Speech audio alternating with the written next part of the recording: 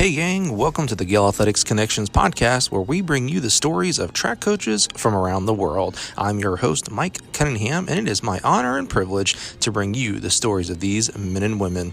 This week, I've got one of my longest friends in this coaching career, head coach of the University of Alabama, Birmingham, Kurt Thomas. Kurt and I have known each other since my days at Mississippi State when he was our graduate assistant there, and has gone on to become the head coach at UAB, has worked at University of Tennessee under Vince Anderson, and just what a great guy and a great coach, and has done a great job with several different coaching staffs at UAB, and recently put together one of the best facilities in the country, was recognized as the American Sports Builders Association Track Facility of the Year with their new facility there at UAB.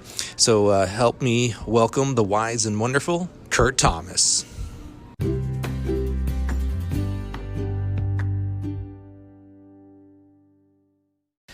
Hey, thanks for joining us, Kurt. Maybe we're addicted to these cell phones. Maybe you can pause that for just a minute while we talk. Head coach's job is never done. That's a good point, and we've already had that. We've been in here almost an hour talking before we started recording. We've already had an athlete pop in. Yeah. We've had trainers texting. Yeah. So I'm surprised Matt hasn't called or texted. Yeah, you're right. Yeah, or Jordan or one of them. Yeah, exactly right.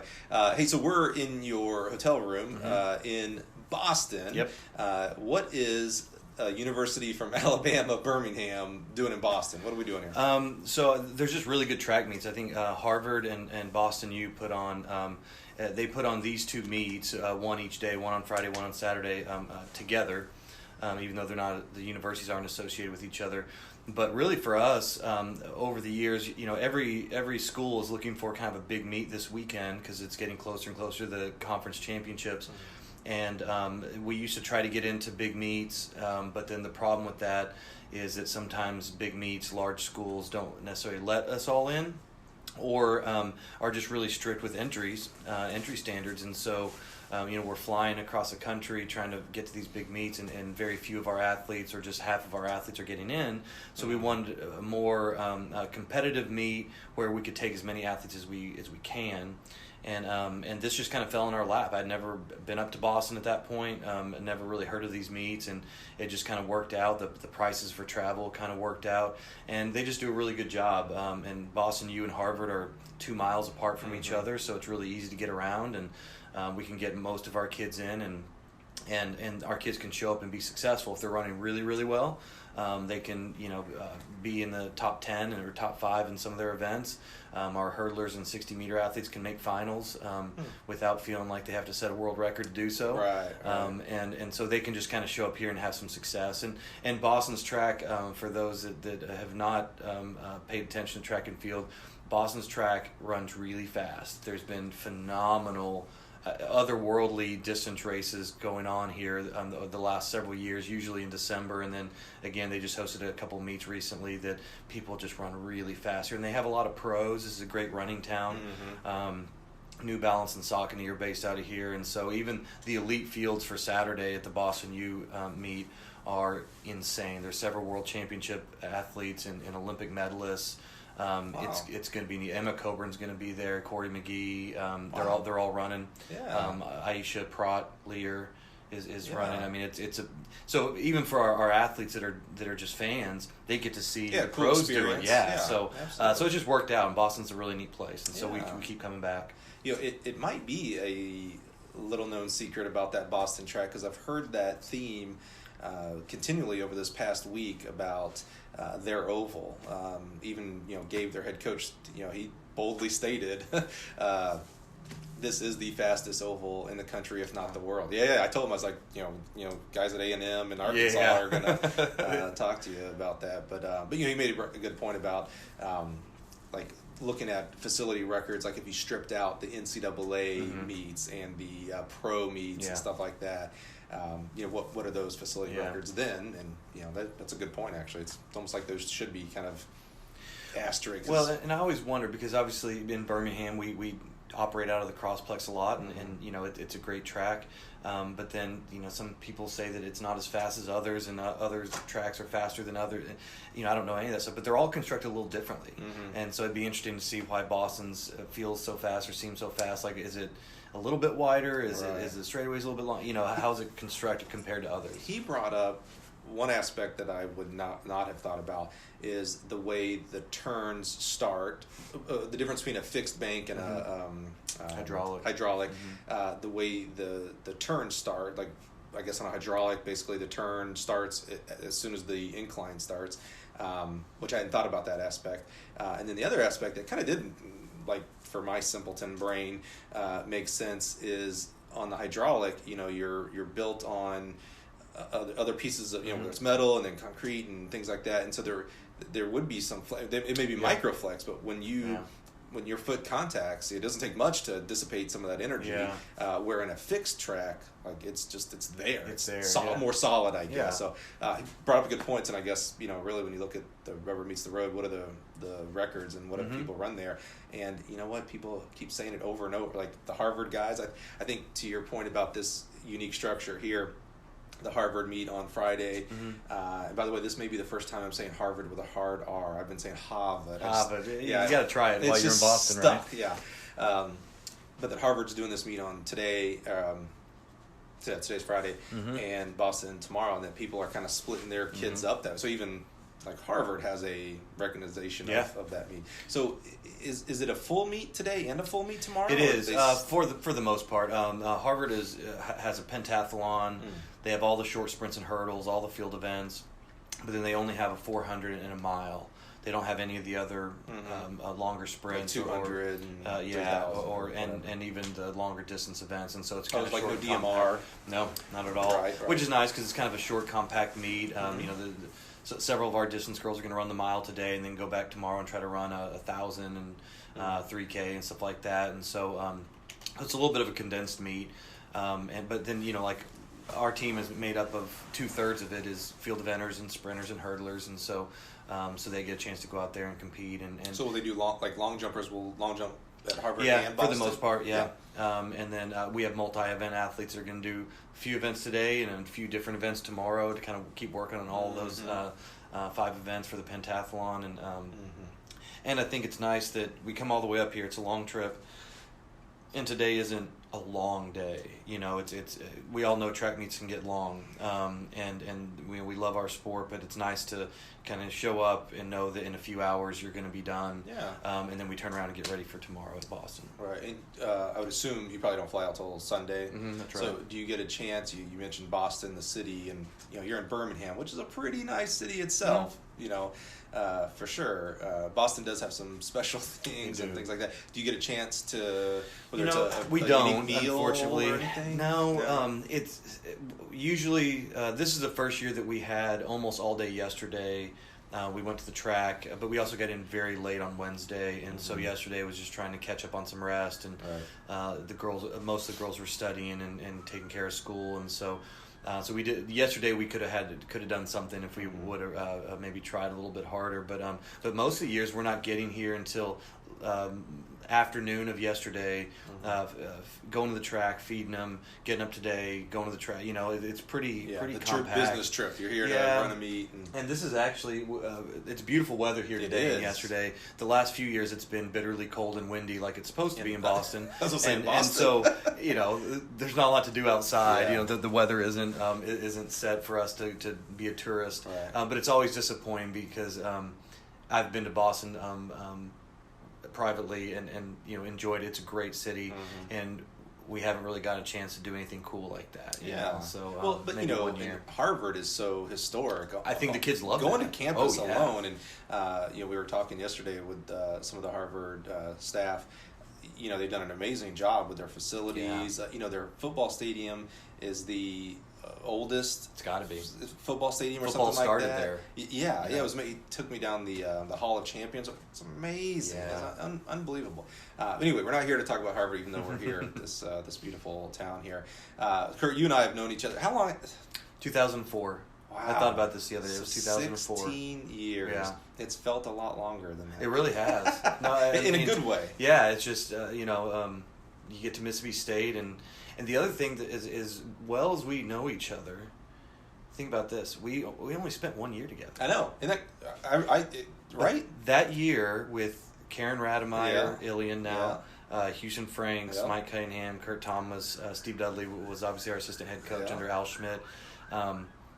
It was just 1 year. Now 1 year passes by like that, but at the time, like, I felt like we spent 5 years together. That's a good point. Yeah, we had a lot of good times at Mississippi State, no doubt. I cherish my time. I think you got the staff going against each other to do a staff decathlon. I think that was partially your... Is that me? Yeah, Oh. I tell my student athletes about the time I did a decathlon a lot. But we were on a bus trip, and between you and Karen and myself and whoever else, I think you kind of started, because you weren't going to do the decathlon with us, but you were willing I would do this. to set it up somehow. You were the yeah. Don King of the staff decathlon, and so we did it. Did that come out of the challenge race with oh Lord, what was our trainer's name? Kelly? She's in Wisconsin now. Kelly Bacchus. Yeah.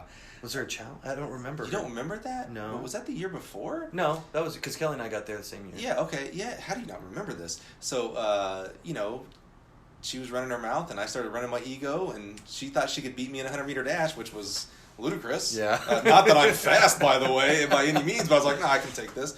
And so we got out there, and all the kids lined up the track. And, that's right. And of now course I remember that. I demolished her. She's now, she's at University of Wisconsin. Yeah. As a trainer for their track team. So I saw her last year at NCAA. Yeah, I was going to say, in see her at Birmingham. NCAAs She all came the time. up and said hi. It's really cool to see a familiar face at a different school. Yeah, and she went there. She loves the Badgers, so that's pretty neat that she ended up. Is that right? She went there undergrad? Oh yeah, she's from Madison, I believe. Oh, I didn't know that. Well, that's even cooler than good for her. She's home. Yeah, good for her. She's awesome. So Kurt, let's talk about, we kind of started getting in there. We met at Mississippi State because you became our grad assistant there.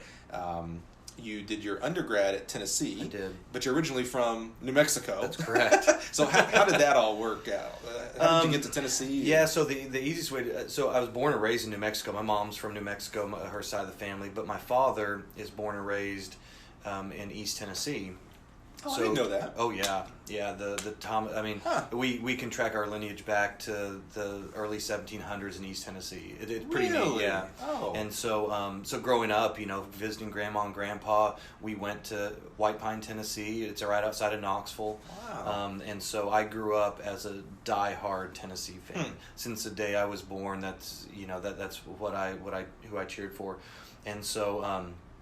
But, I started thinking about this when you asked me to do the podcast, was like, how did I get where I am right now, and I just fell in love with track. I was an above average sprinter in the state of New Mexico in high school, but I just loved it, and I didn't want to stop.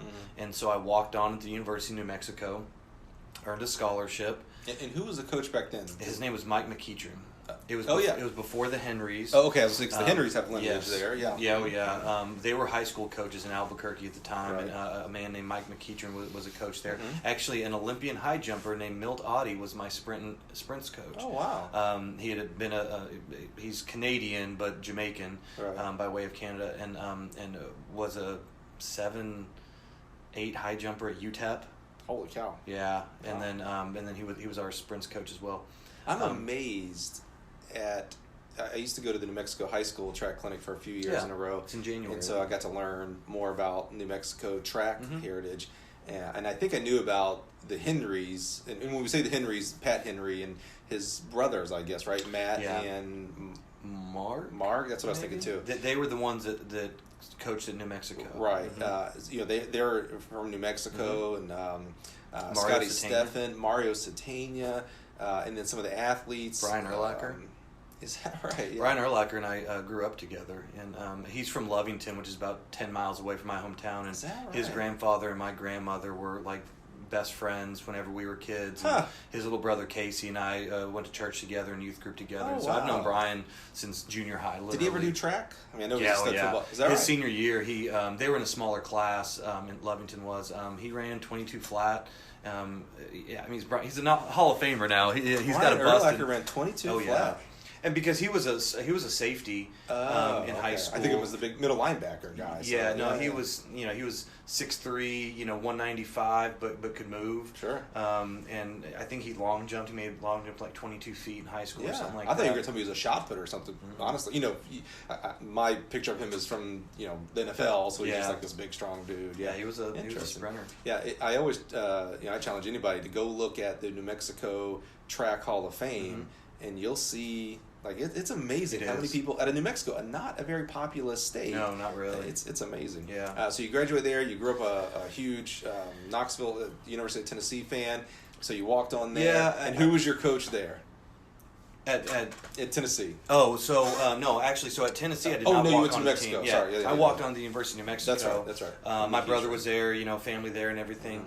But I just wasn't happy. It had nothing to do with track or anything else. It just wasn't happy. And so with my family being in my dad's side of the family being in Knoxville, I just up and moved.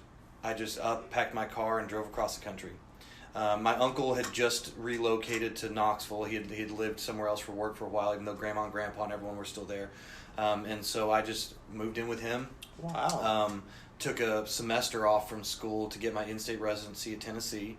The second semester I took like a class just to get into the Tennessee system. And so I spent a year not really a full-time student. Right. But that second semester, I just called up Bill Webb. Yeah. And in classic Bill Webb form, and he, now that I'm a coach, like we get calls all the time about recruits and things like that, and you're like, well, okay, you're not real sure.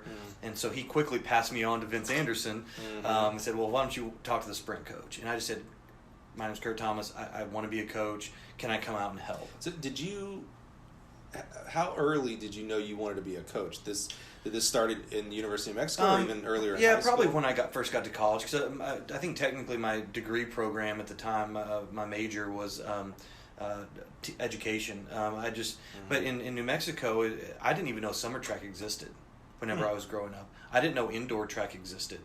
Track to me was seeing Michael Johnson in the Olympics in Atlanta, and then my high school season from March to May. That's all I knew about track and field. I knew nothing else. Right. So this is pre-internet days, so it wasn't like you're... I'm not that old. I think the internet technically existed in the late 90s. What year is this? Yeah, but not like it is now. Yeah. That's what I'm saying. Yeah, you can't just look we up have the internet anything. on our hips every day now with our phone. That's what I mean. I know there's internet, but it wasn't like we weren't... No, all that information wasn't... Searching on our iPads every day. Yeah, not at all. Yeah.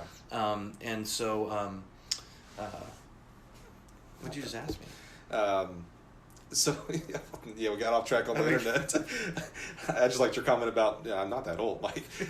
So you, Vince Anderson, and how you got into coaching. So you knew when you got to New Mexico, I just thought, I'll just become a teacher, a high school teacher, and I'll coach. I played soccer and football in high school along with track, and I loved sports. I'm like, that's what I'll do. Both my parents were educators, and so I just knew I wanted to coach. Did you have a coach in high school that was a mentor? I did, a couple of them. So both my track coaches, the sprint coach's name was Eldon Smith, and he was just an old West Texas hard-nosed coach, but he cared a lot.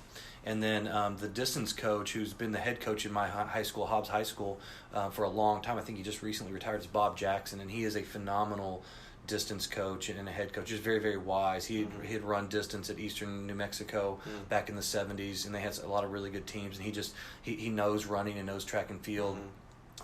Which is few and far between, unfortunately, in our sport in high school, and they just really cared a lot, and so I just wanted to be a coach. But like I said, I didn't know anything existed really outside of that. In college coaching certainly wasn't in my thought. Your purview was the high school and that March through May season. And that sounds cool. I can do that. And then the funniest thing about is, so growing up as just a Tennessee football fan, I get to campus, and I remember I feel like there was probably a football game, and I was wandering through Stokely Athletic Coliseum there at Tennessee. That's where their indoor track was, and that's where the track offices were. I didn't know where I was, and they had a long hallway filled with All-American plaques. I mean, for track, just for men's track. And George Watts, I didn't know who he was at the time, Yeah. saw me and just said, "There's a lot of them, aren't there?" And I was like, "There sure are," you know. But so at that point, I had no idea Tennessee was any good at track. Right. No clue. Yeah. So you know, I eventually called up Bill Webb and then Vince Anderson, and Vince is, you know, I think he does a great job of kind of paying it forward, of trying to, you know, help other people out that love the sport and want to be involved. And so he said, "Yeah, you can come on out." I wasn't a full-time student. I had a you part-time can come out job. to help. Yeah. So just on a I drop just of a dime. I just volunteered. Yeah. Yeah, that's one thing that you volunteered. But Vince Anderson at the University of Tennessee was like, "Yeah, sure." Yeah. Wow, that's interesting. And one of the more meaningful things, and I probably don't do as good a job as I should, I remember the first day I walked in his office, he asked me who I was, and you know, and kind of tell him about myself. And a hurdler from Tennessee that ended up being a world championship finalist, Dwayne Wallace, walked in because he was training Dwayne at the time, and Vince introduced Dwayne. He's like he was an All-American hurdler. He's a professional with Adidas now. And then he introduced me like I was somebody, and I wasn't. He said, "Former sprinter from New Mexico. He's here to help." And I mean, I'm nobody. Right. These guys are everybody. Justin Gatlin was a freshman on that team. Right. You know, Leonard Scott, who was a collegiate record holder in the 60 at one point, was on that team, and Vince introduced me like I was somebody. Interesting. So I'll never forget that. Not only that he did that's one thing. That's an amazing skill. Like he's being very cognizant of that, but that you picked up on that too. That you were like, oh, wait a minute, like he's like maybe I have value. Like he's introducing you like you have value. Exactly. Automatically, by the way, you hadn't proven at that point. It was just because of who you are, or maybe because you're in track, and you know, maybe because you're just a human. Yeah, you have value. Yeah. That's interesting. It was really neat. There's a lesson right there. Absolutely. That's interesting. Absolutely. Yeah. And you know, I try to remember that whenever I'm introducing a new, you know, whether we have a walk-on or even a recruit or something like that. You know, I try to, you know, remember like what you've done when I'm introducing you to somebody else, because especially in our world where we have a lot of recruits and parents and athletes that we're trying to introduce to the recruits, you know, like everyone's done something, you know, all-state sprinter from Hoover High School, or, you know, third in the Conference USA Championships last year, whatever it is, you know, you know, I'll joke with some of my really smart girls that they got a 37 on the ACT, which is impossible because 36 is but they're really smart, and so, you know, whenever we're talking about that stuff, I'll bump them up a little bit and say that, like, that, you know, so and so got a 37 on their ACT in high school, and just because they earned that stuff. Yeah, that's interesting. You know, it's easy to just, like, if we were in a social setting, you know, I've known you forever, I'd be like, oh, this is my buddy Kurt, he's a track coach at UAB. It's like, no, wait, this is my buddy Kurt, and guess what? You know, he's a great coach. He does a great job. He's the head coach. You know, he's a great father and husband. You know, that you are a great person, and so is the next person and the next. Yeah, that's interesting. I like that. Yeah, I'm going to explore that a little bit more. So Vince lets you. Yeah, so I literally just volunteered the spring semester. It was 2001. Like I said, they had the catalyst that for what a team. They wanted the NCAA championship. They won an SEC championship. Justin was a freshman, ended up sweeping the 100 and 200 outdoors that year, and Stephen Harris was a phenomenal 8,000 point decathlete on that team. I mean, it was just an unbelievable team. And like I said, I had no idea their team was any good. And I just came out, and because I had a work schedule myself, I only came out like 3 days a week. And so what kind of things did you do? Set up hurdles, you know, put up blocks. Basically, because I was just a volunteer, I basically just stuck with Vince's group, and whatever Vince told me to do. Basically, practice setup was what it was, and then just kind of stay out of the way. But I also remember it was indoor season, and I spent 2 years at New Mexico as a sprinter, and I don't feel like I really learned how to sprint. I spent maybe an hour listening to Vince, and I'm just sitting there on the sidelines watching, and I got it. Yeah, I was going to ask you, did you pay attention to, you know, what and how Vince taught the athletes? Yes, absolutely. As a kind of like oh, okay, maybe I should be I think the technical aspect is what stood out to me, and I think that's what I took away from it. You know, looking back, there's always so much time that I'm like, gosh, I should have asked more questions or whatever. Because I think I wish I would have known, like, okay, why are you putting this workout here. Right. Versus, and again, so eventually I became a manager for the team. Okay. Once I got into school full time and they had a position open, I became a manager, which was good and bad. It was never bad, but because I was manager, I was sent to go work with the shot putters and the decathletes, and I had other duties every day, so I spent less time with Vince on a daily basis. Right. Well, every day I spent time with him, but I your wasn't concentration with Vince. Now you had Bill and whoever. I don't know. Yeah, and we were. Which, not bad to spend time with Bill. No, not at all. I think that's the other great thing that came out of it was my love and appreciation that I have now for the decathlon, for the throws, for the javelin. Javelin is easily, besides just flat out spring, my favorite event. I love the javelin. It's a cool event. We had some phenomenal throwers on there. Bill Webb is a world-class javelin coach. The decathletes taught me how to throw the javelin. We'd just be joking around in practice, and I was like, "Oh, you kind of want to do this and stuff," and so. So I learned other aspects to the sport of track and field because, again, New Mexico kid, didn't even know indoor track existed. Show up at Tennessee, still sprinting was all I really cared about at the time because I didn't know anything else. In high school, the 3200 isn't the most exciting race, but then you get to SECs and you're at the NCAA championships and you're watching Daniel Lincoln and the other Arkansas guys clip off 10Ks and we had some good ones too. Yeah, Alistair Craig, that's who it was. Yeah, and so you have this appreciation for everything that's just made learning there like that much better. Right, and so you had eligibility left because you only did 2 years in New Mexico. Did you did. ever think about walking on at Tennessee, or did you already hey, I'm gonna close that chapter of my life? Yeah, I think I just moved on and never thought about could I still make the team? Strangely enough, when I first got to Tennessee, I had it in the back of my head that I might be able to make the football team. Did you play football in New Mexico? Not you hadn't played since high school. Yeah, but even when I was at New Mexico, I'm like, I bet I can make this team. Right. But I was running track. I couldn't have put anything else on my plate, and obviously wouldn't have gotten me where I am now. Right. And so, but because of my love for Tennessee football in the back of my mind, sure, I always want to try out. Yeah. I just want to see. Yeah. And but by the time I made it to Knoxville, I just wasn't in very good shape.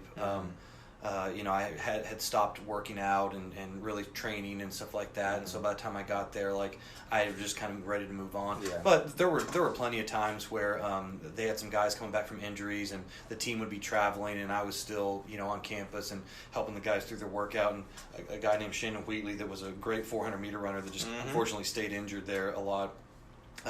He is Adrian Wheatley's younger brother. I thought Adrian was. Yeah, Adrian was great. Adrian was a 400, 800-meter guy. Guy. Adrian's the new sprint coach at North Carolina. His younger brother Shannon was probably a better 400-meter runner, but just kind of stayed injured. He had this foot injury that just never really got him fully healthy. And so there were plenty of times that the workouts that has 6 150s, and Shannon and I would run 150s together. Oh wow! And so at that point I'm like, okay, I can still run a little bit. But Shannon was like a 46-point guy. I was never going to run 46-point. I could clip off some slow 150s with Shannon on coming back from injury. Were you more of a 100-meter guy or 400-meter guy? 100-meter. You're more 100-meter guy. Yeah. What was your PR? So in college, I ran a windy at UNLV. I ran a windy 11.8. Yeah. Okay. I'm sorry. No, 10.8. No, not 11.8. That's not good. I was not going to make fun of you. 10.8. I just shook my head. Yeah. Okay. I was like, cool. Yeah. We're just going to pass by that 11.8. I was like, man, you thought you could. Okay. All right, I ran 11.8 when I was 30. Yeah. Did you really? Yeah, I did. I ran 11.8 once. Yeah, it was in a 60-meter dash, though, so I'm not sure if it correlates, but I did do it. So you spent 2 seasons at Knoxville? No. So by the time, the year that I volunteered, and by the time I got into school and finished my degree, I was there for 4 full years. So you were on the 6-year college. I was, exactly. From the time I graduated high school to the time I graduated college, it was a full 6 years. But what'd you end up getting your degree in? History. Because at that point, once I started working with the team, I knew I wanted to coach in college. And another, someone else I give tons of credit to is Hassan Stamps. Hassan was an athlete there, a 400 hurdler, and a great relay. How many coaches came from that team? Because tons. Wasn't Jabri Harris on that team? Jabri was on that team. Jabri, I just saw him last week. And then there's a couple other guys. The head coach at UC Irvine, I'm drawing a blank on his name now. He's best friends with Jeremy Fisher, the great jumps coach. It's going to kill me. Yeah, I know exactly what you're talking about. That. But he was a volunteer coach when I got there. So he, and I think I don't know how he got to Knoxville, but he was there, and so he really helped me along. And he knew that whenever the managerial job opened up, he's like, "Hey, I think they have an open job. You should go do it." Because that second year I was there, I was in school full time, and I was just volunteering for the first couple of months, every day at practice, completely on my own. Right. And then I started got the job for it. Right. And so and why'd you pick history versus like a biology or biomechanics? Yeah. So like that? at that point, trying to I don't even remember what my final degree program was in New Mexico when I transferred, but I lost credits. I think I technically started at Tennessee in kinesiology, but realized it was going to take me longer to graduate somehow. And then once I realized I want to be a college coach, it's like, well, what's kind of the easiest way to get a degree in the next few years? And I love history, I always have, and so it made it an interesting way to go through school because there's not a degree in coaching necessarily. Right. That's probably why you and I are such good friends. When I transferred to Troy University, and at that point I knew I just want to be a college track coach, and I was learning so much much like you were learning so much from Vince and Bill Webb, and I was learning from guys like Marshall Goss and such, that I was like, I just need a degree. Yeah. So what's the easiest thing so I can focus my time on the track? And literally, I went through and was like, oh, public relations. Oh, I can do that. Yeah. That's how I picked my major. At first, it was like elementary. I was like, oh, a PE teacher. That's not that hard. But then I saw how much science was involved. I was like, I'm not very good at that. I was like, oh, a degree, a BS and BS. Like that. Yeah, that's right. Yeah, that's right up your alley. Yeah. So you get your undergrad at Knoxville, and obviously you're a part of just some. I mean, what a time! It was unbelievable. At the University, it was a golden age of Tennessee track for sure. And we have a common friend because of your time working with Justin, and I had met Justin and gotten to know him when he was in high school, and still both of us to this day are lucky to call him a friend. He's such a great guy. People know him as the athlete, of course, but boy, he's a good guy. And then so you wanted to get into coaching. So what did that look like? So, and again, I think I didn't really have a set plan of how to go about it, because of Hassan. And I remember we took a level 1 coaching course together at Vanderbilt, and Hassan, Jabri, myself, and someone else was in the car with us, went and got our level 1 coaching certification. This is like the end of their career? So, and it was Adrian Wheatley. So Adrian had finished running and had a 9-to-5 job in Knoxville. Jabri was still training because he stayed and trained in Knoxville under Coach Watts for years. He was still training, and then I guess Hassan was finishing up his degree. He was done with eligibility, but he was a student coach or whatever. Yeah, so you guys are a bunch of 22, 23-year-olds taking level 1. There's a lot of coaches that are been coaching for a while and don't have their level 1s and level 2. That's interesting. So we all did level 1 together. Who taught you? Lori Shepard. It was Lori. And strangely enough, I don't remember this, but Willie Randolph, who's now at FAU. He and I know each other real well now. But I think he was an assistant or something at Vanderbilt at the time. Okay. I forget. Lauren Seagraves was also one of the clinicians. Maybe Andrew Alden. I don't remember him. So we went through that. So at that point, I kind of realized okay. I'll figure out how to get into coaching. And then I had a job at a local health club, and John Ferguson, who runs Delta Timing. Oh, yeah. And I think originally he was the founder of Delta Timing a long time ago. His wife was the women's sprint coach and head coach at Tennessee when I first got there, Myrtle Ferguson. Yeah. So John would come into my health club, and I think just through track, he kind of recognized each other. So he'd come in every day, and we just kind of chit-chat about track and stuff like that. He knew way more about track than I did at the time. And then I had about a year before I was going to graduate, and he just asked me, what do you want to do? And I think he was trying to get me to come work for him, which would have been fine. Sure. Going around the country and timing meets is not a bad thing to do. Right. But I told him I wanted to coach, and he said, well, how are you going to go about that? And I'm like, well, I didn't really know. And I hadn't gone to Coach Webb or Vince and said, hey, can you help me? Right. So he gave me some numbers. He gave me Mouse's number. He gave me Grover Hinsdale at Georgia Tech. Steve Dudley at Mississippi State, and somebody else, and I called them all and just said, like, I want to try to get, do you have a GA position or whatever? And no one really had anything. And then... So did you kind of know, or at least think, that you had to go the GA route instead of like a I think so. full-time assistant at that point? I think so. That was just kind of the next logical step in coaching, you know, to get on somewhere for not very much money, but maybe at a bigger program. Right. And at the time, being at Tennessee, like, I don't think I understood that there were smaller programs and that there's harder ways of doing things and less budget and everything. That's interesting because you came from that, New Mexico and Hobbs, and you jumped right to the top. Yeah. I mean, like I said, those years for Tennessee are pretty unmatched in a lot of other programs at that point. And now you're in that side of it. Yeah, that's interesting. And I think that's good and bad. I mean, I think that's the way good coaching should go sometimes, is that, I ended up at Tennessee, and so I'm around the best athletes in the world. Tom Pappas was still training there. I worked with Tim Mack on a weekly basis, and leading. I had nothing to do with it, but I filmed just almost all of his jumping workouts leading up to his gold in Athens that year. Yeah. So I was around the best. I just didn't know that there were small programs trying to, just recruit as many kids as possible. You start out in the JUCO route. Like, I didn't know that stuff at all. And so I think it appealed to me that, like, that I was calling Georgia Tech and Florida and all these places. So I didn't know that, like, I may just have to find a job that's a small place in a place I've never lived before, anything like that. And it worked out. Steve Dudley called me back and said that he had a position open for me. This was a year before I actually moved there. This was like September, because I think he knew the GAs that he had were leaving.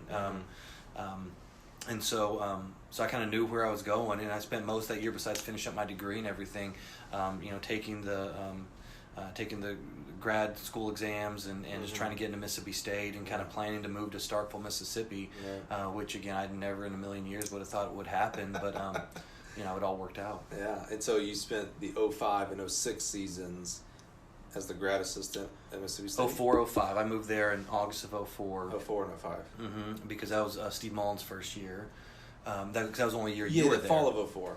I was there for 04 and 05 seasons. Yep. Yeah. So you were there 05 and 06 That's season. correct. Yeah. That's I go all by the seasons. So I was there for the 05 season, and then the next year I got hired full time because I took your job. Oh, that's right. Yeah, because you came and I was like, I can't deal with this kid. Exactly. I got to get out of coaching. I drove him. Yeah, I went to card plane. and drove you to it. That's and right. so I coached there as a full-time assistant in the 06 and 07 seasons. Finishing up your degree still, though. You got your... I did not. I did not finish my master's degree.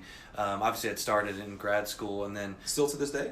Yeah. Is that right? I still never finished it because at the time, I didn't expect to get hired. Right.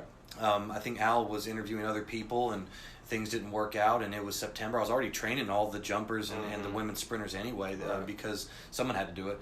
And so and you had already left, and so he was trying to find your replacement. Yeah, because I left fairly late. It's not like I left in June or July. I think I left like end of August, if not the 1st of September. Okay. It was pretty late. Okay. In the, I don't remember the timeline at all. Yeah. But I remember, him bringing in people to interview, and things didn't work out. And so I remember, like I said, we're a month into training, and he called me into the office and asked me if I wanted the job. So I was already in grad school for that semester, and I dropped one class just so I could, because Steve Dudley, he said, now you got to go recruit. Right. And so trying to split my time a little bit more. But then I probably only had like 2 or 3 classes left to finish, but the second semester of that year, I said, I'm just going to concentrate on coaching and just try to take a semester off, assuming that I would just kind of pick it back up the next year. Right. And I didn't. And then assuming that, like, whenever I left Starkville, I had come to the conclusion, like, I'll probably be here for a few more years. And then all of a sudden UAB called, and I decided to leave. And so then once I left, and UAB doesn't have any. My degree program at the time was teaching and coaching, I guess. Right. It wasn't necessarily education, but it wasn't fully kinesiology either. Right. So my master's degree was in that, and UAB just doesn't have that same type of program, right. And so you were starting from scratch. Yeah. So I just never finished. So after the 06 season, you go to UAB as the assistant. Oh, yep. Ray Stanfield hired me. Yeah, that's right. I was there. It's a women's only program, so there was only 2 other assistants. There was a distance assistant. Ray coached all the distance athletes, and then me. So I coached everybody else. Yeah. And I moved there in August of 07 for the 08 track season. 08 season was your first one. So you've been there for 13 years. 10 plus seasons. Yeah. Wow. And how many years now as the head coach? 11. 11. Yeah. So fairly quickly. I mean, within 3 years. It was. And was that a because I think Ray left. He just retired, went back to Texas. Was it a foregone conclusion that you'd be the head coach, or? I think Ray wanted it that way. He and I worked really well together, and I think he just wanted to give me the opportunity, and he had a good enough relationship with the AD that they made me the interim coach at first for a full year, and then so I think they just gave me the opportunity because Ray kind of nudged them in that direction, and they trusted Ray, I guess. Had Ray been there for a long time? He'd been there for about 7 or 8 years, and they'd won a conference championship in cross country and finished second. So I think they just kind of trusted him that and he had, when he took over the program in like 02 or 03 or something like that, there was very few people even on the team, and so he hired Andy Egerth. Oh, really? Oh, wow. Yep. I think that was Andy's very first college coaching job. He had come from like a performance center up in Minnesota where he's from or something like that, and then came to UAB, and so he hired some really good assistants, and they turned the program around. So whenever I inherited a lot of Andy's old athletes, so they knew how to train, they knew how to lift. Right. They were already pretty good. I just kind of helped them along, and we ran a little bit faster, but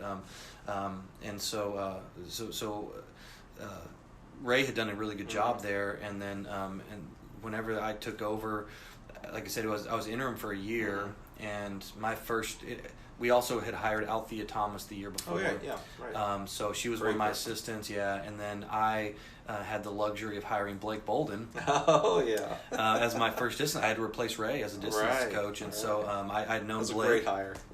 It was. Both those, actually. He and Blake and I are great friends to this day, and I owe him a lot.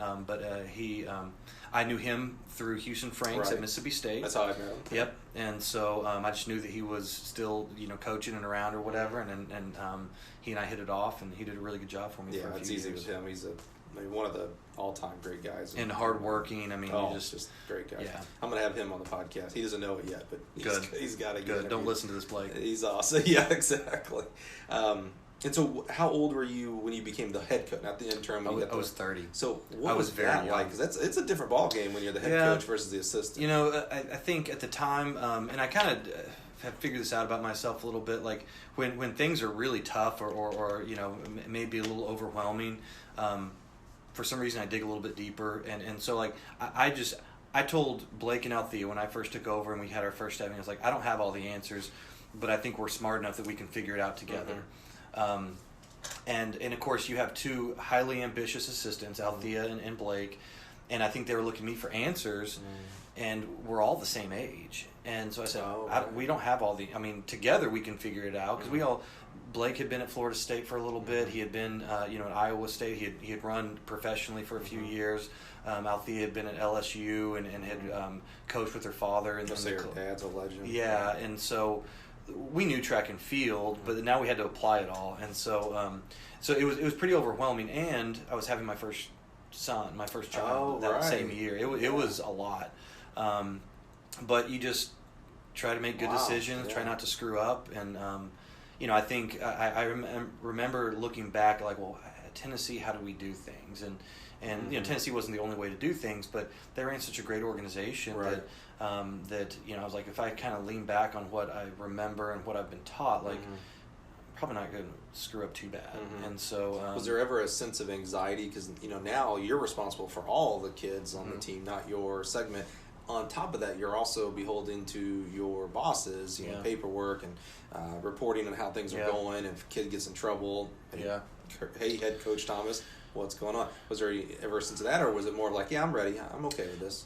No, every situation was a new learning process. And again, having 2 good assistants helped out a lot. We had a couple of rough incidences with student athletes, and Althea did a great job of kind of helping me along with that. When it was like one of her athletes had done something wrong, and we had to kind of go into administration and kind of talk through it and stuff like that. Never anxiety, just like we have to get this right. We have to figure out and make a good decision. And, in that way, like whenever the situation arises and something bad happens, like you can't freak out or overreact. You just have to like figure out, okay, what's the right thing to do? And so there was more of, a little bit of stress here and there, a little bit of more sleepless nights. But you just work really hard at it and hopefully figure it out. I could see that with you. You're a very same line kind of guy. Your peaks aren't very high, but your valleys aren't very low either. You're not a super excitable guy, but then on that same token, you don't get down very much either. You're very steady, I think is the right term with that. So I could see that with you, which is a great asset to have, because then you become the rock. People lean on you and things like that to get advice from. So you've been as the head coach for eight seasons 10 now. 10 seasons now. Or 11. This is my 11th. Yeah, you start. And you've also recently gone through something that not a lot of coaches get to go through, and it's a very sometimes confusing process. You just got a brand new facility. Beforehand, you were training on a 250 meter square. No, strangely enough, it was 400 meters, but it was square. I remember the square. Oh yeah, you better believe it, and it was uphill. There was once GPS watches got popular before they dug up the whole track. Some of our distance runners clocked the elevation change, and so the 200 meters was uphill. There was about 10-foot total incline, and then from 200 to 400 is about a 10-foot decline. Well, it's probably great for practice. So it was. I mean, we would do a lot of downhill running in certain points of the season, and the uphill wasn't quite enough to like get a good acceleration work. Sure.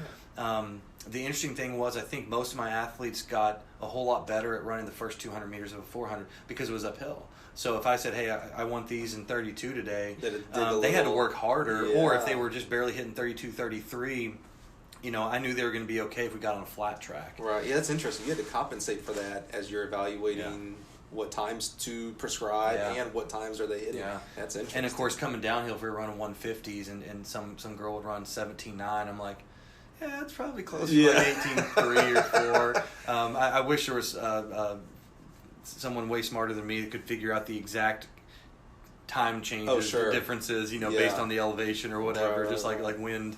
But like a wind aid, So now you don't have that problem because you have a gorgeous brand new track. I've toured it, and it's nice. In fact, it was the American Sports Builder Association Facility of the Year. It was. There's a lot of facilities that came out in the last year. That's a pretty high bar. Yeah, we've been very fortunate with that track, and people will tell me all the time that like. Maybe we're deserving of it because we waited so long. Sure. And so whenever I got to UAB, we had the square track, and they had just paved it when I got hired, and so because it was asphalt before, and so the team drove off campus to local high schools every day.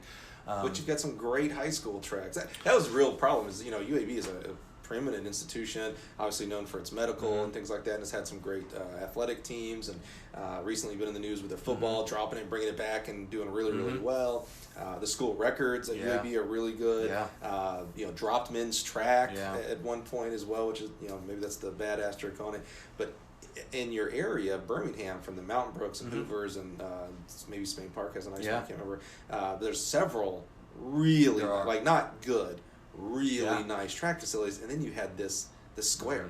It was really it was an eyesore in that sense that the leading institution in that town did not have anything close. And I think it wasn't UAB's fault necessarily because UAB's only been around since 1969. Is that right? Yeah. Oh, wow. We're celebrating our 50th year, and so it's just a very young institution, and it was a commuter school. It was a medical school, so it didn't even have athletics until I think they started basketball and baseball like in 79 or 80, and they didn't even start track until the late 80s. So there wasn't a reason to have a lot of that infrastructure. Whereas most really old universities or and even high schools, like you build a football stadium and you put a track in it. You know, it's just, so you already have those things. Well, yeah, that's a good point. With football, you didn't even have it on campus. Football, you use Legion Field. They didn't even start football till the late 90s. Is that right? That's when late 90s. So they started out as like a club sport in the early 90s, and they did D3, D2. You had to kind of work your way up to D1. They were 1AA for like a year or two, and then their first year as Division 1 was like 96 or 97. That's when they dropped men's track. Because they went D1 and they had to drop men's track because of Title IX. That makes sense, because my brother, Chris Baptista, is number 2 long jumper, triple jumper there. That's right. And he came to Troy. That's how I met him in the fall of 96. Yep. That sounds right. And they had just dropped. Yep, yeah, that's exactly right. And so, yeah, a lot of that stuff just wasn't already at UAB. But then the local high schools are great. Vestavia and Vestavia, that's the only one I was thinking. And Mount Brook have Mondo facilities, and so that's where the teams used to go before they paved the track when I got there. But they're like a 25-minute drive from, so it's just difficult to navigate the logistics of it. And actually the team that I inherited, having a paved rubber track, regardless of the shape, was awesome for them. They could stay on campus. They can walk from class straight to the track. So it was great. But then over the years, it got rock hard. And so it was more of an injury issue for a little while. And so and at some point, it just wasn't good enough, It just wasn't up to par. And like I said, it was getting way too hard. Like there was a point where we were going to have to stop training on it daily in order to stay healthy. Were you seeing an increase in injuries and things shin like splints, that? a few little stress fractures here and there. And so it was just, and so I think there were larger plans in order to have a track, to get a new track, but that's a lot of money. There's a lot of things that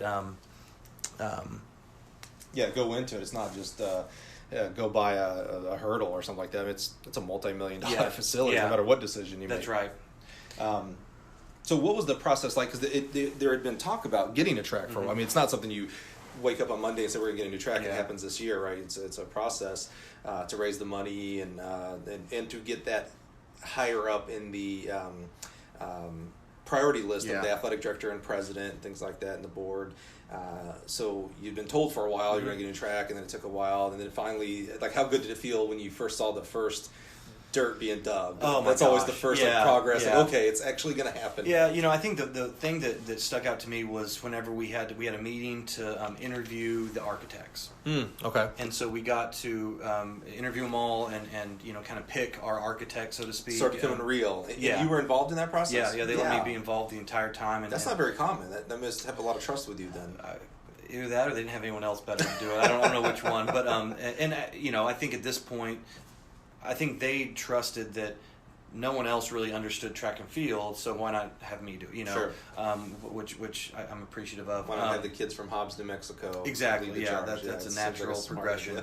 And so, whenever we were picking the architect, and so we knew that it was actually happening. So everything's a little intertwined because before they cut the football program in 2014, I'd had some conversations with the donor and the AD at the time about how much does a track cost? Like, what do you think we can do? Then they cut football, and that was such a huge whirlwind of media and our AD. That was crazy. Yeah, our AD resigned, and so all of a sudden we didn't have a football program, but we had a track program, and we were actually going to start a men's track and field program because they had to have a whatever the NCAA minimum is. We had to have another men's sport in order to stay Division I. So we had started the process of starting a cross-country program with plans. I had to write out a 5-year plan of adding men's track and scholarships and budgets and everything. And so we actually started a cross-country program. We had walk-ons from campus and a couple of freshmen that were coming into UAB anyway and had heard that we were going to start a cross-country program and still wanted to run. So we had about 10 guys that the season probably wouldn't have been real pretty, but they were going to get to run, and we were going to get to have a men's program. And then 6 months after they cut the football program, UAB was able to bring it back. And so we had to a crazy time for UAB. It was bizarre, to say the least. And so we had to stop the cross-country program. But then, the football program raised so much money, and they built a beautiful football operations building and indoor covered pavilion practice facility. So they had to dig up our track. Oh, that's where that went. So because that's the only space really, because we shared the practice space, we shared the track space. The interior was football practice space, and so we did that, and the football program started digging it immediately because they had all the money, and they built their facility in like 9 months. It was unbelievable. Wow.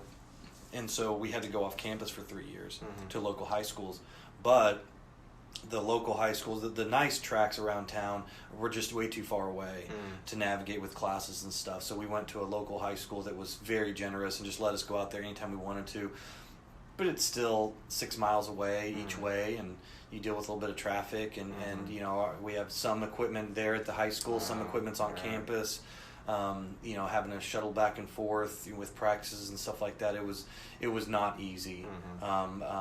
So we endured that for 3 years, but then, you know, once and so we knew that a track was coming at some point. Whenever we were off campus, like they knew they had to do it, but it's also hard when you're telling recruits, parents, and even our current athletes, like, had a meeting, you know, I think we're about a year away from starting, you know, and they're appreciative of that, but like you also don't see anything happening. Yeah, especially hard for an 18 to 22-year-old, or, you know, and as you said, your recruits, so 16, 17-year-olds, to have that vision along with you. You know, as adults, hopefully we have some patience, and I can't blame an 18-year-old for not having the patience of saying, yeah, that's great.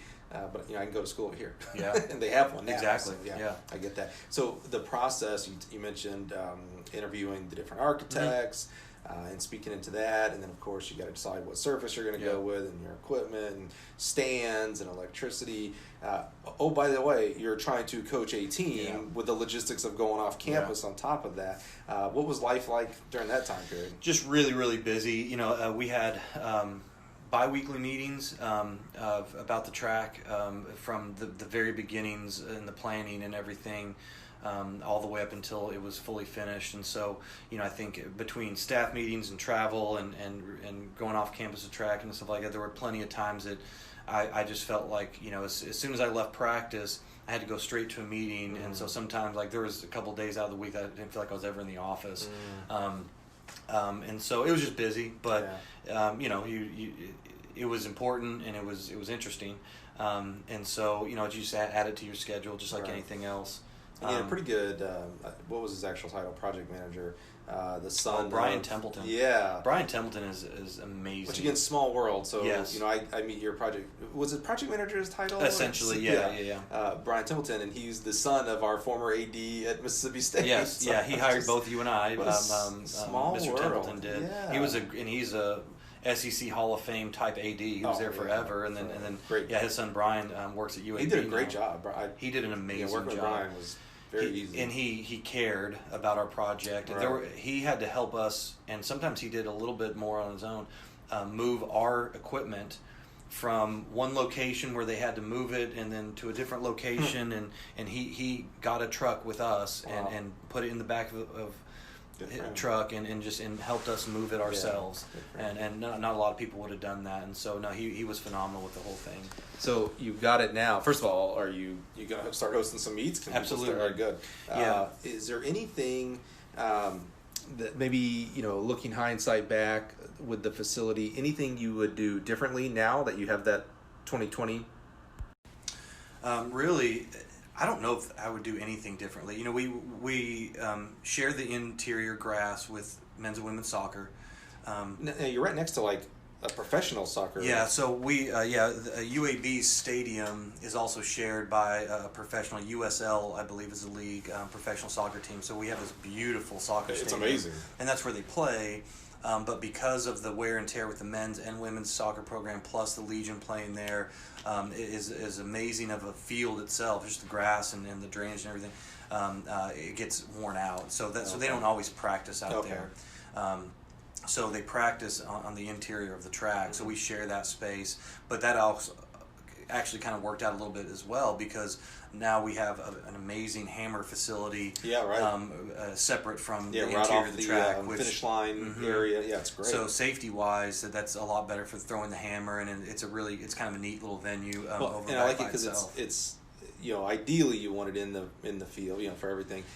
but it's not, but it's right off. It's not, Yes. some places we go and it's 10 miles off the track. Oh, yeah. It's right there. Yeah. So it's still part of the facility, Absolutely. just not inside. Yeah, so. yeah, you can see it right there. It's nice, and it's just right there next to the soccer and track. Right, and I love your pole vaults and Mm-hmm. long jump are all on the outside, all track surfaced in. I mean, it adds to the overallness. Yeah. I guess.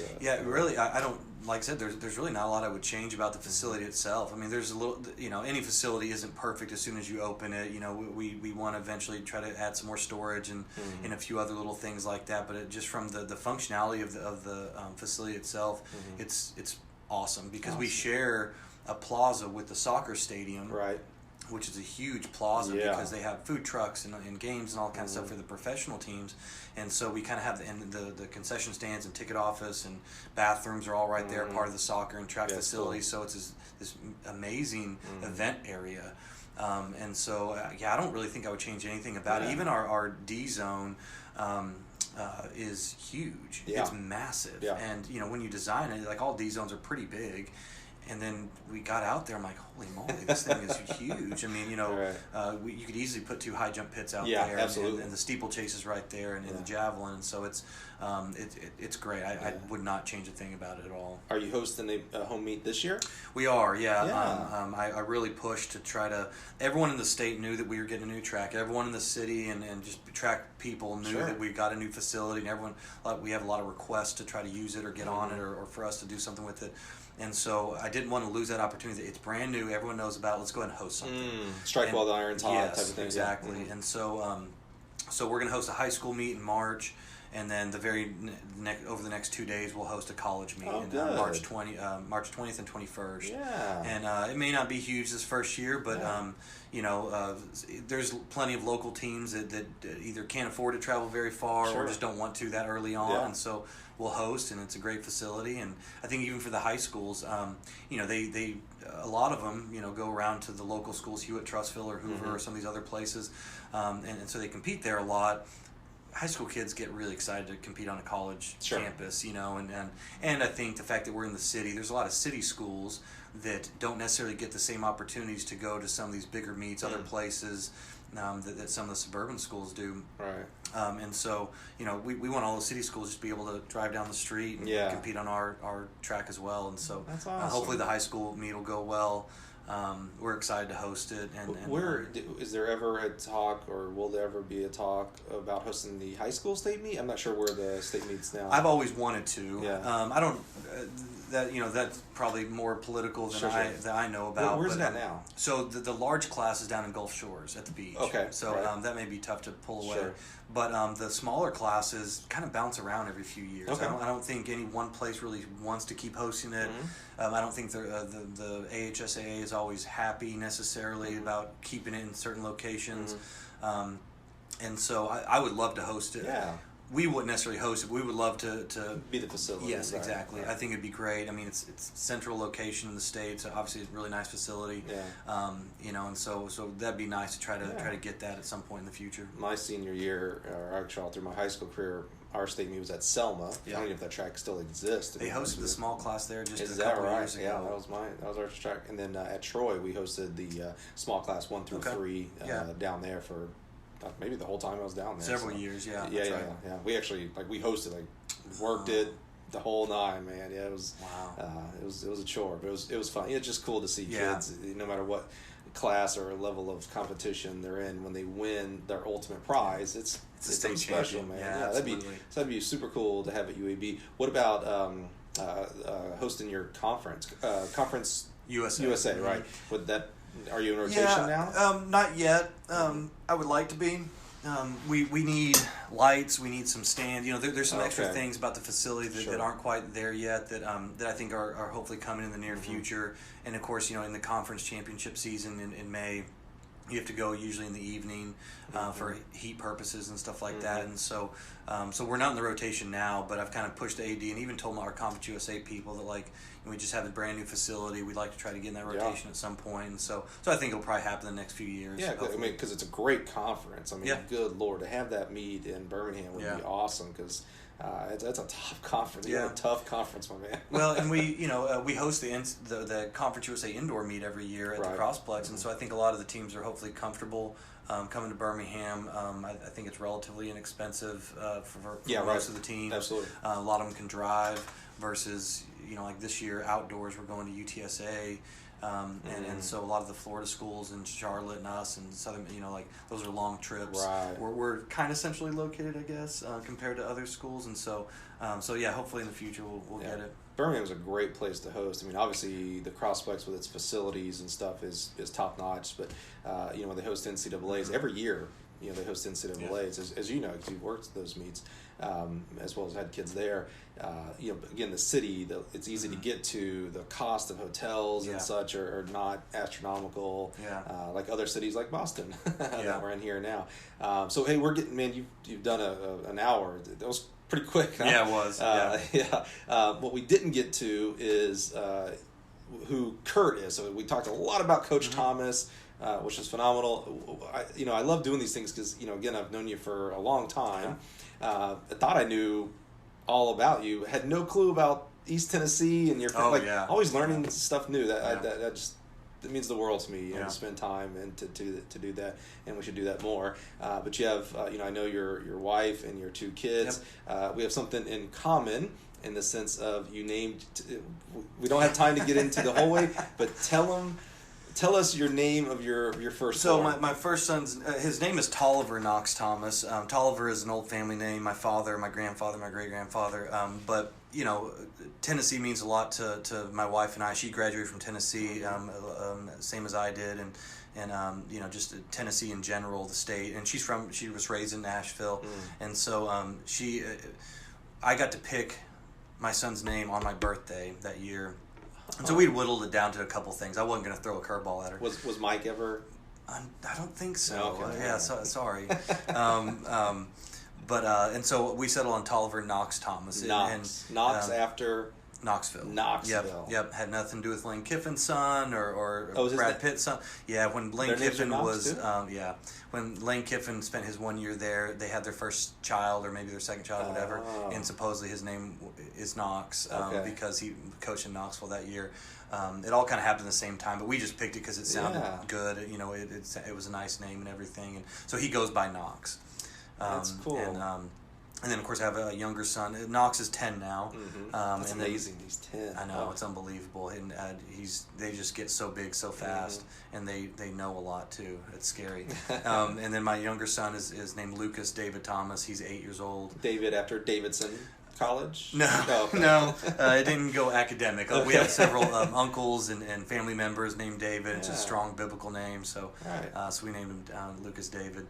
And then, of course, my wife, Jill. And I have a dog named Rosie that I actually got when I was in Starkville. That's right. Yeah.